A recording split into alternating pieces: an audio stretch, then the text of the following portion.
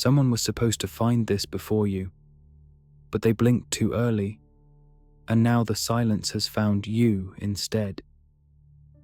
He isn't staring at himself.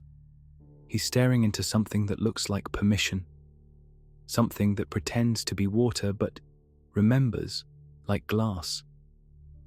His hands hover just above it, unsure if they're allowed to touch. You don't notice at first. The way the reflection moves slower than the boy. A half-second delay that doesn't feel wrong until it smiles. He kneels in a way that implies he's done it before, not just today, not just this lifetime, but many. Like someone repeating a riddle they forgot how to solve. The cloth draped across his shoulder falls too perfectly. It's not just fabric, it's a signal. A crease that implies symmetry while concealing the warp. This isn't stillness, this is suspension. He is caught mid-thought, mid-question, mid-becoming, and the mirror is patient. No name survives here. Names are how the mirror feeds, and once it has tasted yours, it lets the memory fade. The boy was never looking for beauty, he was looking for evidence, proof that something inside him was once complete. You think the stars are in the sky, but here they drift below, their placement too intentional, like holes punched into memory by something bored. He leans closer, not to examine, but to listen, because the surface has begun to hum, not with sound, but with recognition. You feel it too, that sensation crawling up your spine, the one that suggests this is not a picture, but a mirror waiting for its next owner. The water is calm, but calm is not peace. Calm is what mirrors use to lure you closer.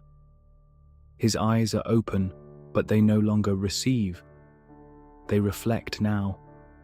Not light, but attention. Every line of his posture tells you he's not seeing himself. He's seeing the last version of you that believed in being real.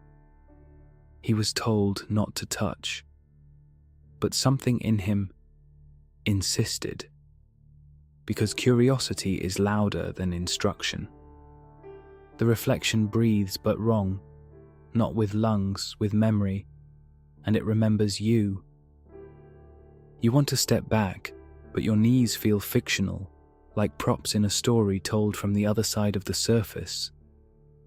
This is where names unthread, not violently, but like whispers pulled through static. First the vowels, then the edges. The mirror remembers your name. He's not Narcissus. That name belonged to the myth, not the moment. This boy isn't dreaming, he's remembering. The air behind him doesn't move. It waits. Because once the mirror forgets your name, even the wind becomes irrelevant. Every detail is too perfect, and perfection is a trap. The mind relaxes just long enough to let the replacement in. Something inside the reflection adjusts.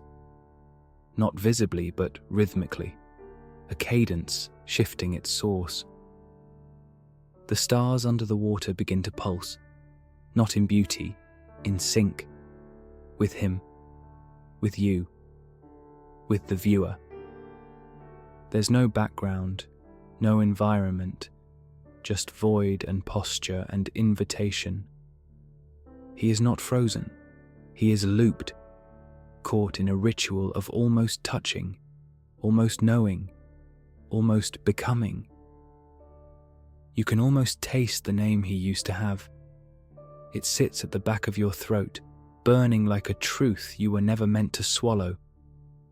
This isn't a warning, it's a welcome, subtle, soft, patient. You will not hear a sound because the mirror prefers silence. Silence is where the mind supplies its own echoes.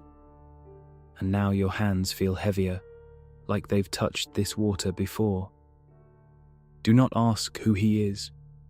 Ask who you were before this image recognized you. Look at the shadow beneath his knee. It doesn't match the light. It isn't a shadow at all. It's a listener. He is leaning forward, but not toward the water, toward you. He does not know you're watching, or maybe he does. Maybe he has been waiting for someone to notice the lag in the reflection. The mirror only forgets names it wants to keep. The forgetting is not an accident, it's a trade. He once had a voice, but the moment it echoed inside the water, it belonged to something else. Now it answers questions that haven't been asked yet. His mouth is closed but not silent. It's shaped like an apology that was never required. This is not a pool. It's a rehearsal. Every movement practiced by shadows you haven't met yet. The folds in his sleeve change slightly when you stare, as if they're adjusting to your gaze, trying on new meanings. He doesn't blink, because blinking would admit this is real, and he already lost that privilege. Your breath slows again, not from calm, but from mimicry. The image beneath him has learned your rhythm and begun to mirror it. Now the stars have faded from the water, replaced by something darker, still, shaped like names you don't own. The gold trim has dulled, not with time, with recognition, like it knows its role in your surrender and no longer needs to shine. You've seen this image before, not in art, not in myth, but in the moment, right before you forget something important. Look at his hand. See the way it floats, unsure if it's meant to reach or return. The reflection is younger than the boy, or older. It's impossible to tell because time here isn't linear.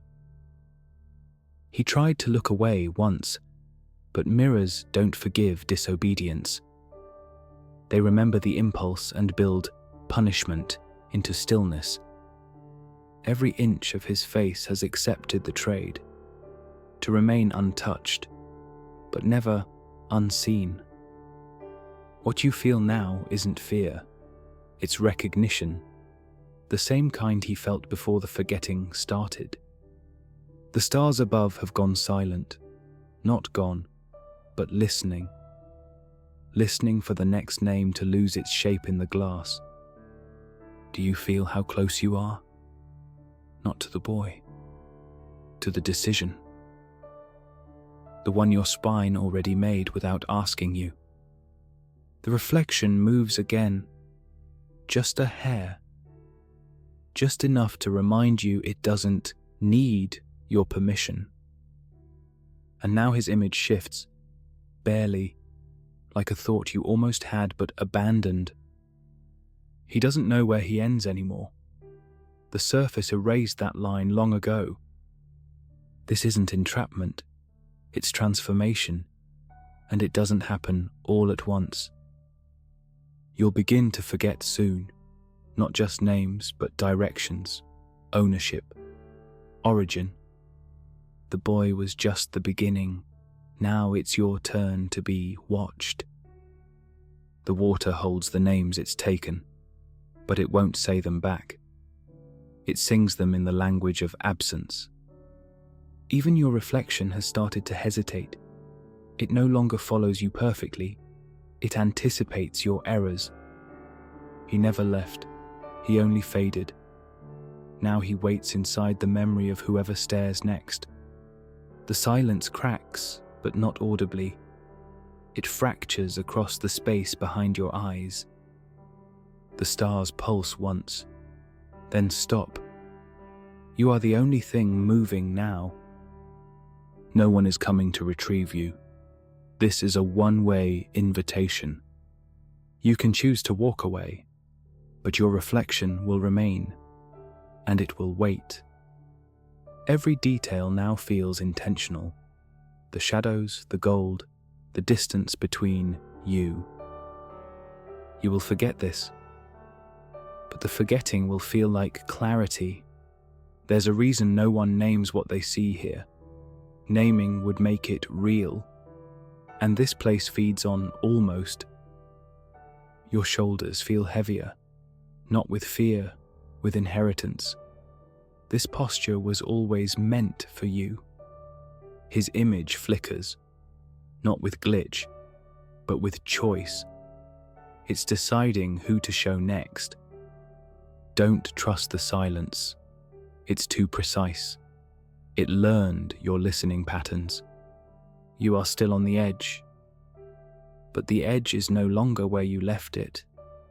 He has become stillness, not as a state, but as a function. Now look at your own reflection, not the one in the image, the one on your screen. Do you feel it watching back? Has it always done that? Is it doing it now? There is no exit here, only continuation, only the next viewer, the next version, the next forgetting. The mirror does not forget by accident. It forgets to make room for you. And now, the stars have rearranged, spelling something you almost remember, but don't quite understand. If the boy looked familiar, if the water almost said your name, if the silence felt like it knew you, then you've already gone further than most. The next image is already waiting, already forming its face from the shadow you left behind just now. Click before it finishes, before your reflection decides it doesn't need you anymore.